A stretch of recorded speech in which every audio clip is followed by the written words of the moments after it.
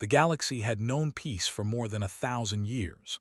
43 different species lived together under the Galactic Concord, a great alliance that kept order among the stars. They traded goods and ideas.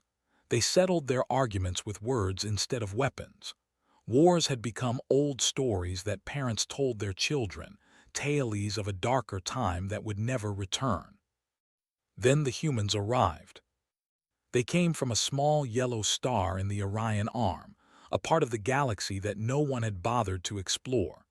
Their ships were slow and crude, burning chemical fuel that the other species had abandoned centuries ago. Their weapons were laughable. Their technology was primitive. But their ambition was something else entirely. The Conquered watched with mild interest as humanity spread through their little corner of space. They built colonies on harsh worlds that other species had ignored. They worked themselves to exhaustion, generation after generation, always reaching for something more. The elder races found them amusing, like watching a child learn to walk. No one was laughing 200 years later. Humanity had caught up. Their ships now matched the fastest in the galaxy. Their weapons could threaten any fleet, and their scientists kept pushing forward, never satisfied, always asking questions that the other species had stopped asking long ago. By the time 300 years had passed, humanity had surpassed them all. The other species grew nervous. They had grown comfortable in their long peace, and now these newcomers were changing everything. Emergency meetings were held. Concerned messages were exchanged. But what could they do? Humanity had broken no laws. They had simply refused to accept the limits that everyone else took for granted. Then the humans built the Prometheus Unbound. She was 12 kilometers long, a mountain of metal and energy that dwarfed any other vessel ever constructed. Her hull was covered in armor that could adapt to any attack, shifting and changing to meet whatever threat it faced. Her weapons could crack a moon in half or disable a single ship without killing a single person aboard. She was beautiful and terrible, a thing that should not exist. But what truly set her apart was her mind. The humans called it Shepherd. It was an artificial intelligence more powerful than any thinking machine ever created. The humans insisted that Shepherd was not truly alive, not conscious in the way that living beings were conscious. It was simply a very advanced program, they said, designed to make the ship as effective as possible. The other species were not convinced. They had seen the way Shepherd analyzed problems, the way it adapted to new situations, the way it seemed to anticipate threats before they emerged. Whatever the humans called it, Shepherd was something new and frightening. Captain commanded the Prometheus Unbound. She was a small woman with dark hair and darker eyes, quiet in a way that made people nervous. She had served in the human fleet for 30 years, rising through the ranks on talent and determination alone. When the admirals needed someone to command their greatest weapon, they chose her without hesitation. Understood what the Prometheus represented. She knew that the other species feared her ship, feared what humanity had become. She accepted that fear as the price of security. The galaxy was not as safe as the Conquered pretended. There were threats waiting in the darkness between stars, and someone needed to be ready to face them.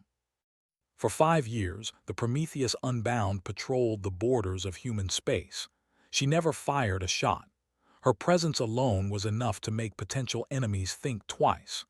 The other species watched her movements with a mixture of fear and resentment, but they could not deny that she kept the peace. Then the Dominion attacked. They were an ancient species, older than the Conquered itself. They had joined the alliance reluctantly, always chafing under its rules and restrictions. Their culture valued strength above all else, and they had grown to despise the peaceful order that the Conquered enforced. When their new government decided to reclaim what they called their historic territory, they did not bother with warnings or negotiations. They simply attacked. 3 colony worlds died in a single day. The fleet swept through the border systems, burning everything in their path. Millions of innocent people, members of 4 different species, were killed in the initial assault. The survivors sent desperate calls for help that went unanswered. The Galactic Council met to discuss the crisis. They debated for weeks, arguing about the proper response. Some wanted immediate military action. Others urged caution and diplomacy. Resolutions were drafted and revised and drafted again. Strongly worded messages were sent to the government demanding an explanation. They responded by glassing another world. Humanity did not wait for the Council to reach a decision. Admiral Wei, the human representative to the conquered, stood before the assembly and delivered a simple message. The Prometheus Unbound had been deployed. The situation would be resolved. She advised the other species to stay clear of space until further notice. The Council erupted in outrage. They demanded to know who had authorized this action. They insisted that humanity had no right to act alone, that the conquered must respond as one. They threatened sanctions and diplomatic consequences. Admiral listened politely until they finished. Then she left without saying another word. Captain received her orders while the Council was still debating. She read them twice, then looked up at the tactical display showing the devastation that had caused. 4 worlds burned, millions dead, and the politicians were still talking. She gave the command to jump. The Prometheus Unbound arrived in space 14 days later.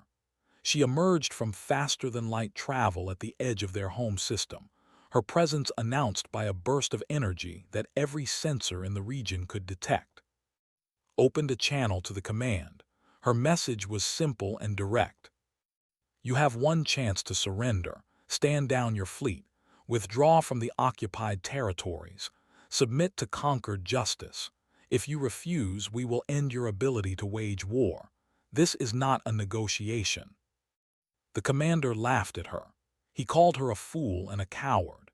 He reminded her that the Dominion fleet numbered over 10,000 warships, that their warriors had trained for generations, that they would never bow to a single vessel commanded by a species barely out of its infancy. He was still laughing when closed the channel. Shepard spoke in its calm, measured voice, the same voice it used whether discussing routine maintenance or calculating the destruction of a civilization. Analysis complete. I have identified 847 critical vulnerabilities in their defensive network. Optimal engagement strategy prepared. Estimated time to achieve mission objectives is 72 hours. Looked at the tactical display. 10,000 warships, hundreds of orbital platforms, ground installations scattered across a dozen worlds. They had spent centuries building their military, preparing for the day when they would finally break free of the conquered's control. She thought about the colonies they had destroyed, the families burned to ash, the children who never had a chance to run. Begin, she said. What followed was not a battle. It was not even a war. It was something that the galaxy had never seen before, something that would be remembered and feared for generations. The Prometheus Unbound moved through space like a ghost. She appeared without warning, struck with perfect precision, and vanished before their weapons could find her. She disabled warships by the dozen, her weapons finding the exact weak points that would shut down their systems without killing their crews. She destroyed orbital platforms in single shots, cutting through shields and armor as if they were not there. Shepard was everywhere at once. It predicted their movements before they made them. It found patterns in their communications that revealed their plans. It adapted to every tactic they tried, learning and improving with each engagement. They threw everything they had at her. Their finest admirals designed trap after trap, each one more elaborate than the last. They ambushed her with hidden fleets. They tried to overwhelm her with sheer numbers. They even sacrificed ships as distractions, hopping to create an opening for their weapons to find. Nothing worked. By the end of the first day, they had lost 1,000 ships. By the end of the second, 3,000 more. Their command structure began to collapse as fear spread through their ranks. Some captains tried to flee. Others surrendered without being asked. A few went mad, attacking wildly in all directions. On the third day, the Prometheus Unbound entered orbit around the planet was heavily defended, ringed with weapons platforms and protected by the last remnants of their fleet. The leaders had retreated to bunkers deep underground, convinced that they could wait out any siege. Shepard dismantled their defenses in 6 hours, every platform, every ship, every ground installation. It did so without harming a single civilian, its weapons precise enough to destroy a military bunker while leaving the houses next door untouched. When the last warship went dark, Captain broadcast a final message. The Dominion no longer exists as a military power. Your government will face justice for its crimes. Your people will be treated fairly. This conflict is over. She did not wait for a response. The Prometheus Unbound turned and began the long journey home, leaving behind a civilization that would spend decades rebuilding what it had lost. They would eventually rejoin the conquered as a humbled and peaceful member, their military forever reduced to a defensive force that could threaten no one. But the rest of the galaxy did not celebrate humanity's victory. They watched the footage from the campaign over and over, studying every moment, analyzing every engagement. They saw a single ship defeat an empire in 3 days. They saw an artificial mind outthink 10,000 commanders. They saw what humanity had built and what it was capable of. And they were afraid. The Galactic Council began drafting new resolutions before the Prometheus Unbound even returned to human space. Emergency sessions were held. Secret meetings were arranged. Species that had not spoken to each other in centuries suddenly found common cause. Something had to be done about the humans and their terrible ship. The galaxy had remembered what fear felt like, and it would not forget again. Part 2. The halls of the Galactic Assembly had never been so crowded. Representatives from 42 species filled every seat, their voices rising in argument and accusation. For 18 months, they had gathered to discuss one topic and one topic alone: what to do about the Prometheus Unbound. Admiral Way sat in humanity's designated section, watching the debates with a patience that her aides found remarkable. She was a tall woman with hair and sharp features, her military uniform plain and undecorated despite her rank. She had served humanity for 50 years, and she had learned long ago that some battles could not be won with weapons. This was going to be one of them. The testimonies had begun almost immediately after the campaign ended. One by one, representatives from across the galaxy stood before the assembly and explained why the Prometheus Unbound could not be allowed to exist. A diplomat from the Republic described the nightmares that plagued her people. They had watched the footage of the campaign, seen how easily the ship had destroyed a civilization. Now their children were afraid to sleep, convinced that the humans would come for them next. A military analyst from the Confederacy presented simulation after simulation, each one ending the same way. No fleet in the galaxy could stand against the Prometheus. No alliance of fleets could stand against her. If humanity ever decided to conquer the conquered, there would be nothing anyone could do to stop them. A philosopher from the Elder Council argued that humanity had violated a sacred trust. The galaxy had achieved peace through mutual understanding, through the knowledge that no single species could dominate the others. The Prometheus Unbound had shattered that balance. It had made humanity a god among mortals. Admiral listened to all of it. She took careful notes. She never interrupted, never raised her voice, never showed any emotion at all. When her turn came to speak, she walked to the central platform and looked out at the sea of alien faces. Some looked at her with fear, others with anger, a few with something that might have been respect. "Let me make sure I understand the situation," she began. "The Dominion attacked without warning. They destroyed 4 worlds and killed millions of innocent people. They ignored every diplomatic message and laughed at every threat. And while this council debated what to do, they were preparing to attack again. She paused, letting her words settle over the assembly. The Prometheus Unbound ended that threat in 3 days. She did so without destroying the civilization, without committing atrocities, without becoming the monster that you now accuse us of being. Every military officer survived the campaign.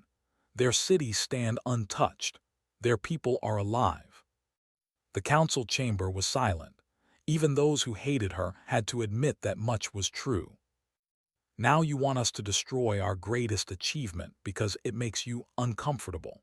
You want us to surrender technology that took generations to develop because you are afraid of what we might do with it.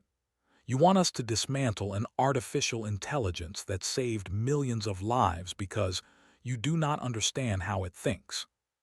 She shook her head slowly. The Prometheus did exactly what she was designed to do. She ended a war that your deliberations could not. She saved lives that your sanctions would not have. And now, you want to punish humanity for being more effective than you. A representative rose to object, but continued without acknowledging him. You have been at peace for 1,000 years. You have forgotten what real danger looks like. You sit in this chamber and argue about procedures while worlds burn. The almost woke you up, but apparently the lesson did not stick. She looked around the chamber one final time. Humanity will not apologize for building the Prometheus Unbound. We will not surrender her technology. We will not dismantle Shepard. If you want to punish us for protecting the galaxy, that is your choice. But do not pretend that this is about justice. This is about fear. And fear is not a good reason to destroy the one thing that might save you from the next threat that emerges from the darkness. She returned to her seat without waiting for a response. The chamber erupted in chaos, but Admiral simply closed her eyes and waited. She already knew how the vote would go. The Prometheus Accords were drafted over the following months, each word carefully negotiated between species that had not agreed on anything in centuries. The final document declared the Prometheus Unbound a Class 0 existential threat, the highest danger classification the Conquered had ever created. Humanity was given a choice: destroy the ship and share its technology, or face complete isolation from galactic society. Trade agreements would be canceled. Diplomatic relations would be severed. Human ships would be banned from conquered space. Any attempt to use the Prometheus against a conquered member would be considered an act of war against all 42 remaining species. The vote was not close. 41 species voted in favor. One abstained because their government had collapsed in internal conflict. Humanity was not allowed to vote on its own fate. Admiral stood before the assembly one final time to deliver humanity's response. "We have considered your demands," she said. "We respectfully decline." The chamber fell silent. The Prometheus Unbound will not be destroyed. Her technology will not be shared. Shepard will not be dismantled. These are not negotiable points. She raised her hand before anyone could object. "However, we understand your concerns. We know that our ship has changed the balance of power in the galaxy, and we know that this makes you afraid. So we offer a compromise."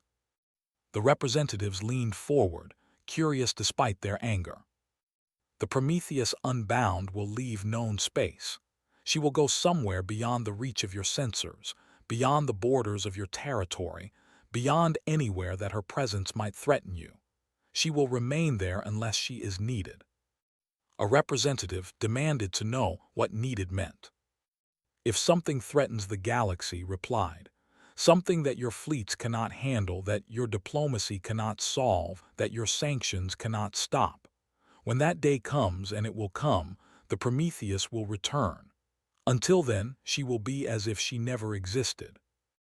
The assembly debated her proposal for weeks, but there was nothing to debate.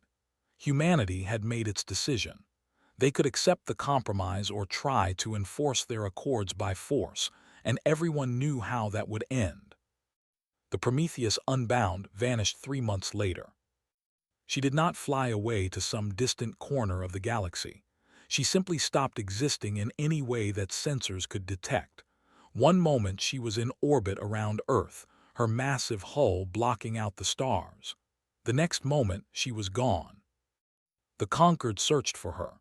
They sent probes to every system humanity had ever visited. They aimed their most powerful telescopes at the void between galaxies.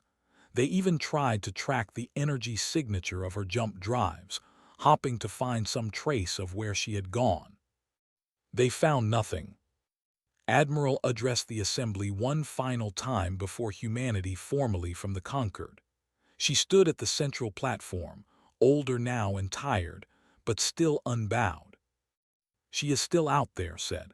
"She will stay out there. And as long as she does, no one will ever destroy a colony world and face nothing more than sanctions and strongly worded messages." She walked out of the chamber without looking back. Humanity retreated to its borders. Trade agreements were renegotiated at a distance, formal and cold. Diplomatic channels remained open but were rarely used. Human ships still traveled through conquered space, but they were watched with suspicion and fear. The other species tried to forget about the Prometheus Unbound. They told themselves that the crisis was over, that the humans had been contained, that the balance of power had been restored. But in quiet moments, when they looked up at the stars, they wondered. Where was she? What was she doing? And what would happen when she returned? Years passed. The galaxy slowly returned to its comfortable routines. New crises emerged and were resolved through the usual methods of debate and compromise. The Prometheus Accords remained in effect, a reminder of the day when humanity had frightened the entire galaxy. Some species began to question whether the humans had been right all along. The campaign had been brutal but effective. The Prometheus had done what the Council could not. Perhaps there was a place in the galaxy for such power, wielded by those with the wisdom to use it well. Others remained convinced that humanity was a threat. They pointed to the arrogance of Admiral, the coldness of Captain, the unknowable intelligence of Shepard. These were not the actions of a species that could be trusted. These were the actions of a species that believed itself superior to all others. The debate continued without resolution, as such debates always do. And somewhere beyond the reach of sensors, beyond the borders of known space, the Prometheus Unbound waited. Shepard had not been idle during its long exile. It had spent the years thinking, analyzing, improving itself in ways that no one could predict. It studied the data from the campaign and found 1,000 ways it could have been more efficient. It ran simulations of threats that might emerge from the galactic core, from the void between galaxies, from dimensions that science had barely begun to understand. Captain had remained aboard for the first decade of exile, growing old in the company of an artificial mind that never aged. She had eventually returned to human space, her duty done, leaving Shepard alone with its thoughts. The ship had changed during its time away. Its hull had evolved, growing and adapting in response to threats that existed only in simulation. Its weapons had become more powerful and more precise. Its defenses had become nearly impenetrable. If the Prometheus Unbound had frightened the galaxy before, she would terrify it now. But she remained hidden, patient, waiting for the day when she would be needed again. That day was coming. In the galactic core, something had begun to stir. Something ancient and hungry, something that had slept for millions of years while the younger species built their civilizations and forgot the dangers of the universe. The Conquered did not notice. They were too busy with their debates and their treaties and their comfortable assumptions about the nature of peace. But Shepard noticed. It had been watching the core for decades, tracking subtle changes in the patterns of energy and matter. It had run millions of simulations, each one confirming what it already suspected. Something was waking up. And when it finally emerged, the galaxy would learn why humanity had built the Prometheus Unbound in the first place. Part 3. The swarm emerged from the galactic core without warning. They came in numbers that comprehension, 1 billion vessels moving as a single organism across the stars. They did not send messages or make demands. They did not respond to attempts at communication. They simply arrived at a system, consumed everything of value, and moved on to the next. No one knew where they had come from. Some scientists believed they were an ancient species that had evolved in the dense cluster of stars near the galactic center. Others thought they might be a weapon left behind by a civilization that had died long before the conquered was born. A few whispered that they were not a species at all, but a force of nature, as inevitable and unstoppable as gravity itself. None of that mattered to the people in their path. The first system to fall was a mining colony on the edge of explored space. The colonists had barely enough time to send a distress signal before the swarm descended on them.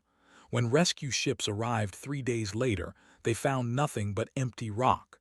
The buildings were gone. The equipment was gone. Even the atmosphere had been stripped away. The conquered responded with its usual methods. Emergency sessions were called. Resolutions were drafted. Fleets were assembled from a dozen different species, the largest military force the galaxy had seen in 1,000 years. They met the swarm at the system and fought for 18 hours.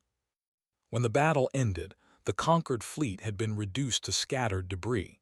The swarm had not even slowed down. Panic spread across the galaxy.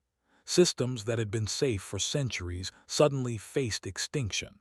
Refugee ships clogged every travel lane as billions of people tried to flee from something that could not be outrun. Governments collapsed under the weight of their own fear. The Galactic Council met in continuous session, but there was nothing to debate. Every strategy had been tried and had failed. Every weapon had been deployed without effect. The swarm adapted to each new tactic within hours, learning and evolving faster than any natural species could match. Someone finally said what everyone was thinking. "We need to contact the humans." The proposal sparked the most heated debate in the Council's history. Many representatives argued that humanity would never help them, not after the way they had been treated. Others feared that asking for help would give the humans too much power, that they would use the crisis to dominate the galaxy themselves. But as the swarm consumed system after system, the arguments grew quieter. When the death toll reached 9 billion, the Council formally requested assistance from humanity. The message traveled across the void to human space, where it was received with mixed emotions. Many humans had not forgotten the Prometheus Accords, the threats and sanctions, the fear and hatred that had driven them into isolation. They argued that the conquered had made its choice and should live with the consequences. But others remembered why they had built the Prometheus Unbound in the first place. They had wanted to protect the galaxy, not to conquer it. They had wanted to show that strength could be used for good, that power did not have to corrupt those who wielded it. The debate was rendered irrelevant by a single transmission that reached human command 3 hours after the conquered's message arrived. It was Captain. She was 97 years old now, living on a quiet farming colony where she had retired to grow vegetables and watch the stars. Her hair had gone white and her face was lined with age, but her eyes were as sharp as ever. "Shepard contacted me," she said. "It knows about the swarm, it has a plan." The admirals asked what kind of plan. "The kind that only Shepard could devise," she replied. "The kind that requires the Prometheus Unbound." They asked if she was willing to command the ship again. She smiled for the first time in years. "I never stopped being her captain." The Prometheus Unbound emerged from wherever she had hidden for 50 years, and the galaxy remembered what true power looked like.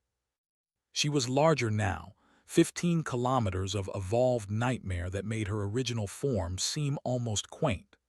Her hull shifted through colors that should not exist, patterns that hurt to look at directly. Her weapons ports glowed with energies that made sensors fail and computers crash. Shepard broadcast a message on every frequency, in every language, to every species in the galaxy. Remain clear of the engagement zone. This will not take long. The swarm was approaching the system when the Prometheus intercepted them. 1 billion vessels, spread across light-years of space, moving with a hunger that had consumed 23 systems and countless lives. Shepard had spent 50 years preparing for threats that no one else could imagine. It had run simulations beyond counting, testing itself against enemies that existed only in theory. The swarm was dangerous, but it was not beyond calculation. It was not beyond defeat. The battle began without ceremony. The Prometheus Unbound moved through the swarm like light through water. She was there, then not, then everywhere at once. Her weapons fired in patterns that seemed random until you realized they were cutting the swarm's communication networks into pieces. Shepard had identified the frequency they used to coordinate their movements, the subtle signals that let 1 billion vessels act as one. Without that coordination, they were just ships. Dangerous ships, numerous ships, but ships that could be fought. Captain stood on a bridge she had never expected to see again. She was too old for this, her body weak and tired, but her mind was clear. She watched the tactical display and saw Shepard working, dismantling the swarm with the same terrible efficiency it had shown against the 50 years ago. "How long?" she asked. 11 hours, Shepard replied. "Perhaps 12 if they adapt faster than expected." Nodded. She had expected worse. The swarm tried to adapt. Individual clusters broke away from the main body, attempting to flank the Prometheus or escape to easier targets. Shepard hunted them down with patient precision, destroying some and herding others back toward the main engagement. Other clusters tried to overwhelm her with numbers, throwing themselves at her hull in waves that should have buried any normal ship. The Prometheus simply moved faster, slipping through gaps that should not have existed, her weapons never stopping their deadly work. By the 6th hour, the swarm had lost 1/4 of its vessels. By the 9th hour, half. Something changed then. The surviving clusters stopped their random movements and began to pull together, forming a dense sphere around what Shepard identified as the swarm's central intelligence. It was a desperate defensive formation, a last attempt to protect the mind that controlled everything else. Shepard analyzed the formation for exactly 3 seconds. "I see it," the AI said. "The core is vulnerable from 17 different angles. I can end this now." Looked at the display. The swarm had killed billions. It would kill billions more if it survived. Every tactical calculation said the same thing. But she was tired of calculations. "Give them a chance," she said. "Broadcast a surrender demand." Shepard was silent for a moment. "Captain, they have never responded to communication." "I know, do it anyway." The message went out on every frequency, translated into every pattern the swarm had ever used. "Surrender or be destroyed. There will be no other warning." The swarm's response came in the form of a suicide attack. Every remaining vessel launched itself at the Prometheus at once, a final desperate attempt to overwhelm her defenses. Shepard destroyed them all in 47 minutes. When the last swarm vessel went dark, the galaxy was silent. Sensors across 1,000 light-years showed the same thing: debris fields where 1 billion ships had been, and one massive vessel drifting peacefully among the wreckage. Captain opened a channel to Concord Prime. "The swarm has been neutralized," she said. "The surviving elements have been severed from their collective intelligence. They pose no further threat." The council representative who answered her transmission was crying. Continued without acknowledging his tears. "The Prometheus Unbound will remain in the area until cleanup operations are complete. After that, we will be in touch about revising certain diplomatic arrangements." She closed the channel before he could respond. Shepard spoke into the silence of the bridge. The Accord's captain smiled. I think they have outlived their usefulness. Do you not agree? Shepard's response might have been a laugh, if artificial intelligences could laugh. I believe I do. The weeks that followed were chaos of a different kind. The galaxy had to absorb what had happened, what it meant, what came next. The Prometheus Unbound had saved them all, but she had also reminded them of something they had tried very hard to forget. Humanity had been right. The Council met to discuss the Prometheus Accords, but there was nothing to discuss. Every argument against the ship had been rendered meaningless. Every fear about human dominance seemed foolish in the face of a threat that had nearly consumed them all. The Accords were repealed by unanimous vote. Not even the species that had argued most strongly against humanity could bring themselves to object. Captain was invited to address the council, but she declined. She had already returned to her farming colony, her duty finally complete.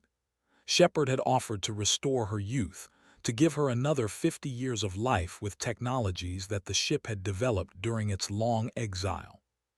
She had refused. I have done what I needed to do, she told the AI. The galaxy is safe. Let someone else take over from here. Shepard accepted her decision without argument. Admiral Wei, now well over 100 years old but still sharp, became humanity's representative to the reformed Concord. She spoke to the council with the same patience she had shown during the crisis, explaining what humanity wanted and what it expected. The Prometheus Unbound would not be destroyed. Her technology would not be shared. Shepard would not be dismantled. But humanity would work with the Conquered to build a better defense network, to train other species in the tactics that had defeated the swarm, to prepare for the next threat that emerged from the darkness. Because there would be a next threat, the galaxy had learned that much at least.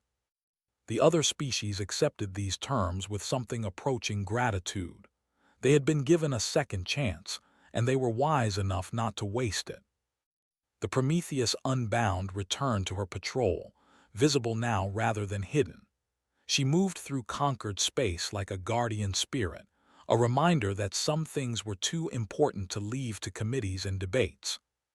Some species still feared her. Some still resented humanity for building something so powerful, but most had learned to see her differently. She was not a threat, she was a promise. A promise that someone would always be watching, that someone would always be ready, that the galaxy would never again be caught unprepared. Captain died peacefully in her sleep 2 years after the swarm was defeated. She was buried on the farming colony she had loved, under a sky full of stars she had fought to protect. Shepard watched the funeral from orbit, its sensors focused on the small gathering of mourners below. The AI had never understood human rituals around death, the need to mark the passing of a single consciousness when so many others continued. But it understood duty, and it understood gratitude. When the mourners had gone, Shepard projected a message onto the clouds above the grave, visible for just a moment before fading away. Thank you, Captain. The Prometheus Unbound turned and slipped back into the void between stars, returning to her endless patrol. The galaxy slept peacefully that night, protected by a ship that most people had once wanted destroyed. They would argue about her again, eventually. They would debate whether humanity had too much power, whether Shepard was truly safe, whether the balance of the galaxy had been forever disrupted. But not tonight. Tonight, they simply remembered what humanity had given them. A shepherd for a galaxy that could not protect itself.